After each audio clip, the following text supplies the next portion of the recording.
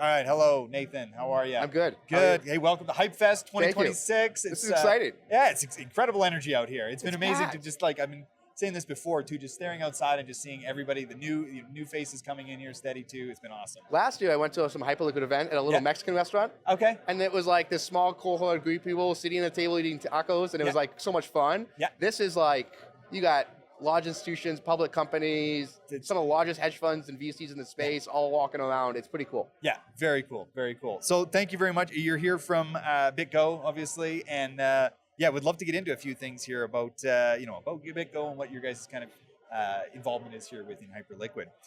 So how does Bitgo help its customers, with access to Hyperliquid? Yeah, so a little bit about the firm, founded in 2013. Mm-hmm. The largest independent custodian in the space. We don't face or have a retail exchange. Right. Everything we do is institutional focused.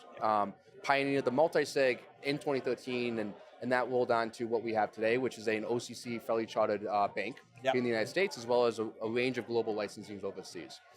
What we do is to be able to secure as safe as we can an asset on behalf of our customers. So if it's a VC, it's a hedge fund, it's a public company or an exchange that wants to hold Hyperliquid, they come to us for regulatory licenses and a wallet infrastructure to be able to hold large amounts of an asset. Yeah, got it. And that's something that I look at so differently from my standpoint of like, hey, I want self-custody and I want to hang on to my assets. But when I look at some of these, some of these companies, some of these institutions, these family offices and whatnot, I understand that they're in a very different realm and they have these, even if it's this older structure in place that they need to, these guidelines that they need to follow along, even if they are like at the end of the day, they're like, we want to have custody too, but you know what? Hey, we can offer it. So it's great that you guys have these kind of offerings for this, and wonderful that you're expanding out into the Hyperliquid. It's been great. I mean, the ecosystem's been phenomenal and very supportive. So, we started with the ability just for clients, if you want to hold Hype in your own setting, we have hot wallets that clients can hold today and be able to hold the asset and actually deploy those assets on Hyperliquid directly.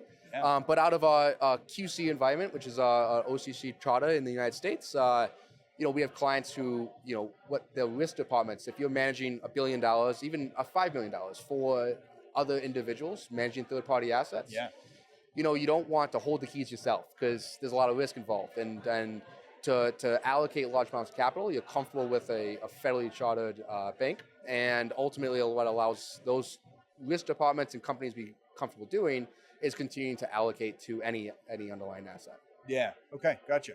Yeah. And I guess like with Bitgo and how it's, you're able to hold custody for people, but they can still participate in on-chain activity. So even if it is custodial, they're still accessing all of the suites and products that they want and they wish to engage with within Hyperliquid. Yeah. And a lot of clients of Bitgo are core holders of an asset, right? So we have a full trading desk.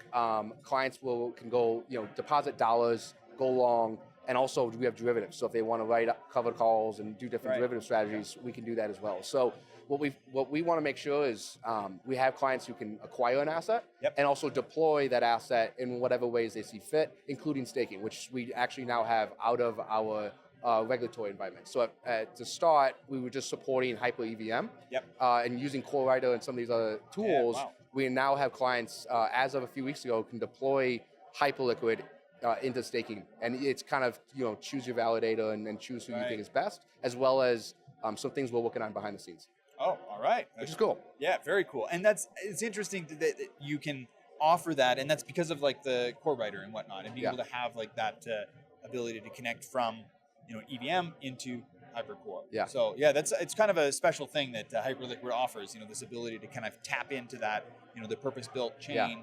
And still have this EVM style stuff. The foundation, although obviously is very close group of what they'll do with third parties. What they've been really comfortable in helping us do is actually get us comfortable with those different things. So the team has been very every time we have a question about how we can do something, how we think about the staking. The staking was a long process for us, and how we got there was if it wasn't for the foundation, I don't know if we would have.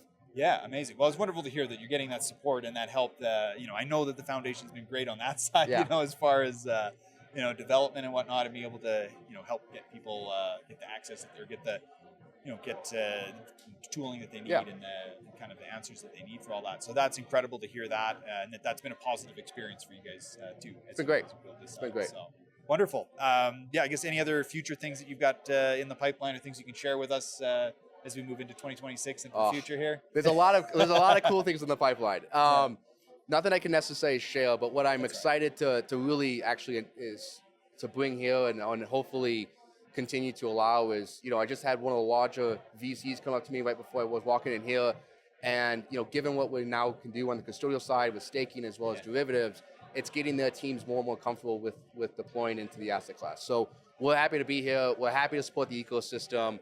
And we just want to make sure that as people accumulate hype, if you're a public company or if you're a private company or if you're a fund or if you're an exchange, because your users want to, your clients want to acquire it on the exchange, you have the safest place you can hold it. And that's what we're here for. Amazing. And try to steal one of these plushies, but that's a different conversation.